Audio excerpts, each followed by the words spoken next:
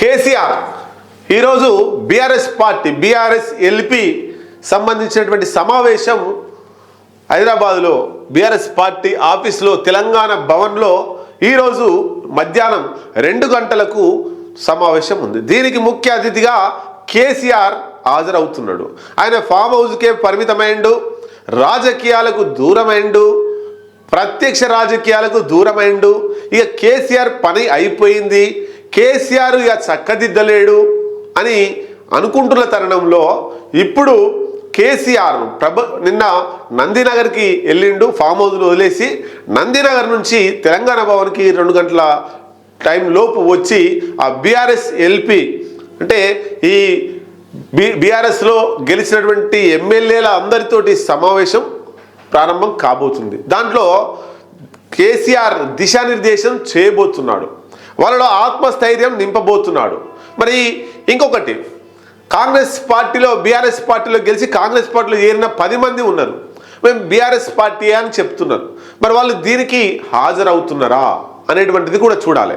ఎందుకు వాళ్ళు బీఆర్ఎస్లో ఉన్నా అని చెప్పారు కాబట్టి బీఆర్ఎస్ పార్టీ దానికి హాజరవుతున్నారా?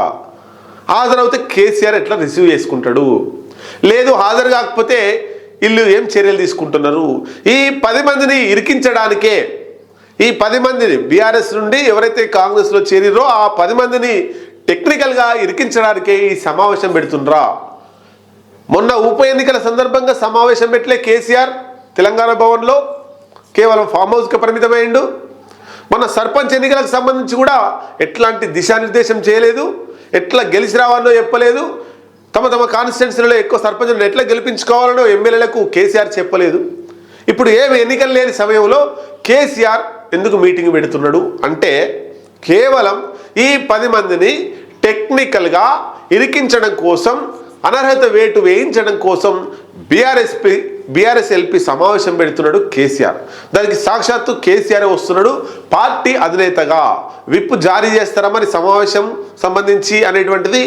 ఒకవేళ హాజరవుతే ఏం పరిణామాలు ఉంటాయి, హాజరు కాకపోతే ఏం పరిణామాలు ఉంటాయి? దీని మీద స్పీకర్ ఏం నిర్ణయం తీసుకోబోతున్నాడు? స్పీకర్ నిర్ణయం తీసుకోలేని సమయంలో సుప్రీంకోర్టు మరి ఏం నిర్ణయం తీసుకోబోతుంది? ఇదంతా మరి 10 మంది ఎమ్మెల్యేలకు గండంగా మారబోతుందా ఈ సమావేశం ఏంటి అనేటువంటిది మనం సమావేశంలో చూడాల్సిందే. సమావేశంలో కేసీఆర్ ఏం మాట్లాడతాడు? మనది 2 గంటలకు జనం టీవీలో లైవ్ వస్తుంది. కేసీఆర్ ఆ సమావేశానికి సంబంధించి లైవ్ ఇవ్వబోతున్నాం.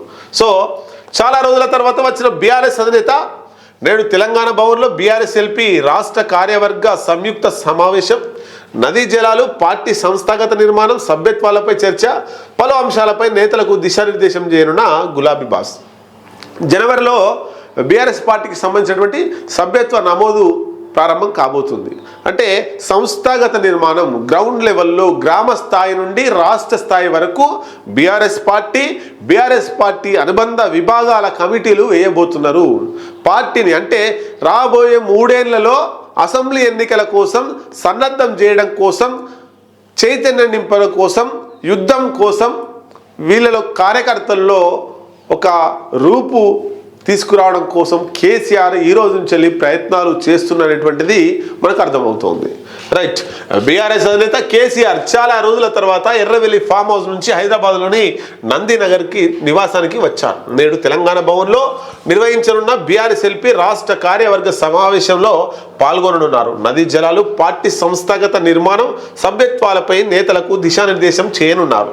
తెలంగాణ సాగునీటి హక్కుల రక్షణ కోసం మరో ప్రజా ఉద్యమంపై సూచనలు చేయనున్నారు. చాలా రోజుల తర్వాత అధినేత తెలంగాణ భవన్కు రానుండడంతో గులాబీ శ్రేణుల్లో జోష్ పెరిగింది అంటూ మనం ఈ వార్త చూడొచ్చు.